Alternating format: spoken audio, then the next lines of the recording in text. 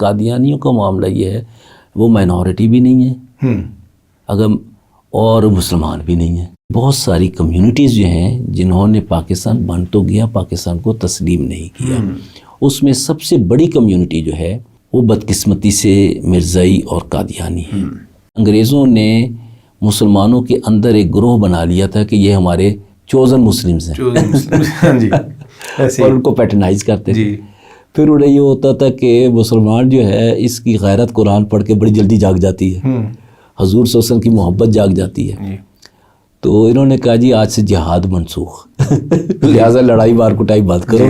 تو خطبہ الہ آباد کے بعد جب ایک اسلامک اسٹیٹ کا کانسیپٹ دیا اور اس وقت پھر یعنی ان کو بھی یعنی ڈیگریڈ کرنے کے لیے انہوں نے ایک سر کو جنم دیا, ظفر اللہ خان کو, اس کو سیاست میں لے آئے اور اس کو عہدے دیتے یہاں تک کہ فارن منسٹر بنوا دیا پاکستان کا. اب ان کو کیا پرابلم تھا کہ اگر مسلمان ریاست لیتے ہیں تو ہمارا کیا رول ہوگا.